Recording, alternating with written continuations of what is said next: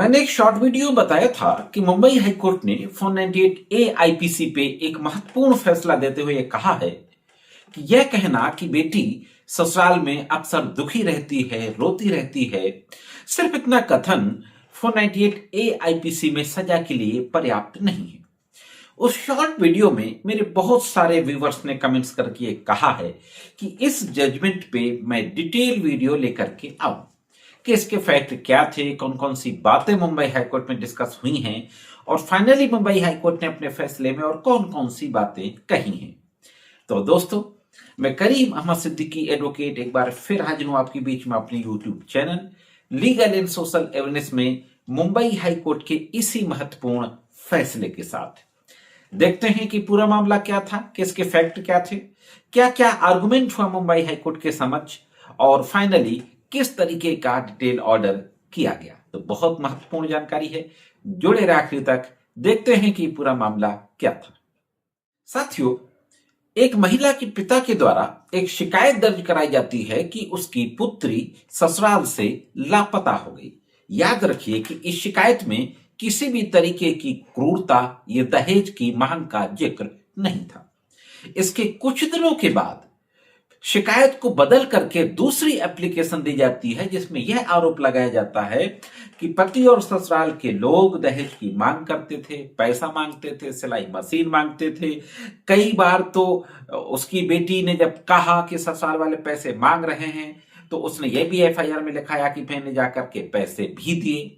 इस तरीके के आरोप लगाते हुए यह भी कहा जाता है कि दहेज की मांग को लेकर के प्रताड़ित किया गया, इतना ज्यादा टॉर्चर किया गया फिजिकली और मेंटली कि उसकी पुत्री ने ससुराल में सुसाइड कमिट कर लिया। हाँ दोस्तों, और एफआईआर लिखाई जाती है 498A आईपीसी और 406 आईपीसी, यानी अबिटमेंट टू सुसाइड और महिला के साथ ससुराल वालों द्वारा क्रूअलिटी करना, ये एफआईआर लिखाई जाती है। एफआईआर के बाद विवेचना होती है, विवेचना के बाद चार्जशीट आती है और ट्रायल चलता है।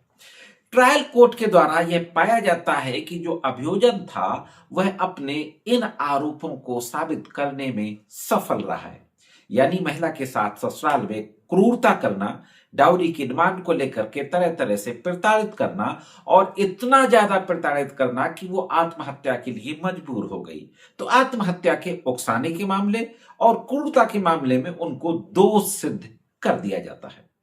अब विचारण न्यायालय के इस सजा के फैसले के खिलाफ मुंबई हाईकोर्ट में क्रिमिनल अपील दाखिल होती है।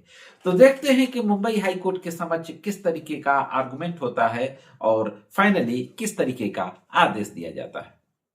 ये जो केस था जो मुंबई हाईकोर्ट पहुंचा, राम प्रकाश मनोहर बनाम state of Maharashtra, criminal appeal number 885/1998। न्यायमूर्ति मिलिंद सथाए इस मामले की सुनवाई कर रहे थे। दोस्तों, जैसा कि मैंने पहले कहा कि पिता ने पहले गुमशुदगी की एक शिकायत दर्ज कराई, लापता होने की। उस शिकायत में किसी तरीके की क्रूरता और दहेज की मांग का कोई जिक्र नहीं था। यह भी आया केस में, न्यायालय ने जब रिकॉर्ड्स को देखा कि जहां पर उसकी ससुराल थी उस जगह पर कोई निजी शौचालय नहीं था। या तो वो सार्वजनिक शौचालय पे लोग जाते थे वहां पे शौच करने, या फिर नदी किनारे जाया करते थे। हालांकि यह भी आया था कि आरोपियों ने महिला के पिता से कहा कि वह अगर अपनी बेटी को ले जाना चाहता है तो ले जाए, लेकिन उसको दोबारा वापस लेने हम लोग नहीं आएंगे। इस तरीके से आरोप लगाए गए थे कि क्रूअलिटी को प्रूव किया जा सके। लेकिन दो महत्वपूर्ण बातें जो हाईकोर्ट ने देखी। पहली बात तो हाईकोर्ट ने यह देखा कि जिस क्षेत्र में ससुराल थी उस क्षेत्र में निजी शौचालय नहीं था, या तो लोग सार्वजनिक शौचालय पे जाते थे या नदी किनारे जाते थे। ये देख करके कोर्ट ने कहा कि जो महिला थी वो हो सकता है शौच के लिए नदी में गई हो और फिसल कर गिर गई हो, ऐसा संभव है, ये मत व्यक्त किया न्यायालय ने। इस तरीके की बात कहते हुए बहुत महत्वपूर्ण बात कही। न्यायालय ने कहा कि सिर्फ यह कहना कि बेटी दुखी रहती थी, अक्सर रोती थी, यह साबित करने के लिए पर्याप्त नहीं है कि उसे ऐसी प्रताड़ना दी गई कि उसने आत्महत्या कर ली, यानी कि आत्महत्या के लिए मजबूर हो गई, ऐसी प्रताड़ना दी गई। सिर्फ इतना कहना कि दुखी रहती थी, रोती रहती थी, यह साबित करने के लिए पर्याप्त नहीं है। मैं आपको यह भी बता दूं कि यह भी बयानों में आया था कि जो उस महिला थी वो शादी से संतुष्ट नहीं थी। तो इन तमाम चीजों को न्यायालय ने देखा। कोर्ट ने आगे कहा कि रिकॉर्ड पर मौजूद सबूत इतने मजबूत नहीं है कि यह निष्कर्ष निकाला जा सके कि भारतीय दंड संहिता की धारा 498 के तहत क्रूरता सिद्ध हुई है।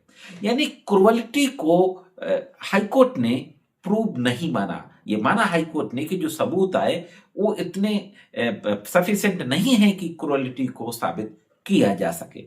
और यह कहते हुए फाइनली कोर्ट ने कहा कि 498 की सजा के लिए इतनी एविडेंस काफी नहीं है। तो उसी में टिप्पणी थी कि महिला का कि यह कहना कि बेटी दुखी रहती थी, अक्सर रोती रहती थी, 498 आईपीसी में सजा होने के लिए पर्याप्त सबूत नहीं है। यह कहते हुए जो सजा का आदेश था ट्रायल कोर्ट को, उसको सेट असाइड कर दिया जाता है, खत्म कर दिया जाता है और सभी लोगों को बरी कर दिया जाता है। तो यह थी एक और महत्वपूर्ण जानकारी 498A के फाइनल फैसले के संबंध में। कैसी लगी जानकारी कमेंट्स करके जरूर बताएं। जानने से पहले यह जरूर कहना चाहूंगा कि अगर आप चैनल में नए हो, वीडियो को पहली बार देख रहे हो, तो चैनल को सब्सक्राइब करके घंटी के बटन को दबाकर ऑल पे जरूर सेट कर दे। आज के इस एपिसोड में सिर्फ इतना ही। मिलते हैं किसी अन्य वीडियो में कानून करने जानकारियों के साथ। तब तक महत्वपूर्ण कानूनी जानकारियों के लिए देखते रहें टिगर एंड सोशल अवेयरनेस।